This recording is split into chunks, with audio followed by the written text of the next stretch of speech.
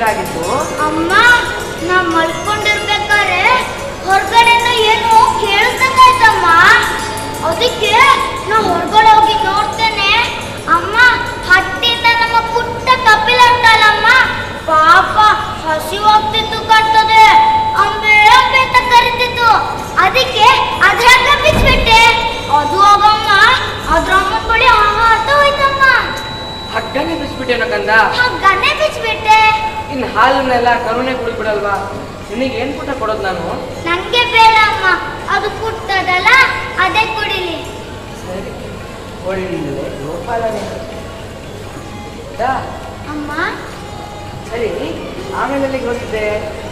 ಅಮ್ಮ, ಆಮೇಲೆ ದೇವ್ರ ಪೂಜೆಗೆ ಹೂ ತರಕ್ಕೆ ಅಂತ ಹೊನ್ನಕ್ಕೆ ಹೋಗಿದ್ದೆ ಅಮ್ಮ. ಹೊಲಕ್ಕೆ ಹೋಗಿದ್ಯಾ? ಕಣ ತುಂಬಾ ಹಸಿರೆ ಅಮ್ಮ. ಎಲ್ಲೆಲ್ಲಿ ನೋಡಿದ್ರು ಹೂಗಳೇ. ಕೆಂಪು, ನೀಲಿ, ಬಿಳಿ, ಹಸಿರು ಬಣ್ಣ ಬಣ್ಣದ ಹೂಗಳಿತ್ತು ಅಮ್ಮ. ಎಷ್ಟು ಚಂದ ಇತ್ತು ಗೊತ್ತಾ? ಆಮೇಲೆ ಹುಲ್ಲುಗಳ ಮೇಲೆ ಮಂಜಿನ ಹನಿ ಬಿದ್ದಿತ್ತಮ್ಮ. ಅದ್ರ ಮೇಲೆ ಸೂರ್ಯನ ಹನಿ ಬಿದ್ದು ಪಳ ಪಳ ಅಂತ ಹೊಳಿತಿತ್ತು. ಅಲ್ಲಿಂದ ಬಿಟ್ಟು ಬರ್ಲಿಕ್ಕೆ ಮನ್ಸೇ ಬರ್ಲಿಲ್ಲ ನಂಗೆ. ತುಂಬಾ ಖುಷಿ ಆಯ್ತು ನಿನಗೆ? ತುಂಬಾ ಖುಷಿ ಆಯ್ತು. ಆ ದೇವ್ರನ್ನ ಸದಾ ಹೀಗೆ ಇಟ್ಟಿರ್ಲಿ.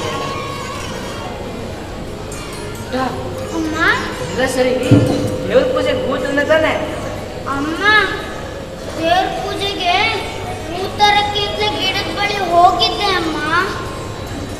ಅಮ್ಮ, ಗಿಡದಿಂದ ಹೂ ಕೊಯ್ದ್ರೆ ಗಿಡಕ್ಕೆ ನೋವಾಗಲ್ವಾ ಅಮ್ಮ? ಹೆಂಗ್ ಕೊಯ್ಯೋದು?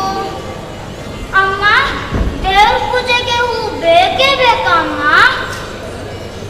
ಛೆ, ಹಾಗೇನೂ ಇಲ್ಲ ಪುಟ್ಟ. ದೇವ್ರ ಪೂಜೆಗೆ ಹೂ ಬೇಕೇ ಬೇಕು ಅಂತ ಏನೂ ಇಲ್ಲ. ಅವನ್ನ ಪ್ರೀತಿಯಿಂದ ಭಕ್ತಿಯಿಂದ ನಂಬಿದ್ರೆ ಸಾಕು, ನಮ್ಮನ್ನು ಸದಾ ಕಾಪಾಡ್ತಾನೆ. ಸರಿ ಪುಟ್ಟ, ನನಗೆ ತುಂಬ ಹಸಿವಾಗಿರ್ಬೇಕಲ್ಲ, ಬಾ ಗಂಜಿ ಊಟ ಮಾಡೋಣ.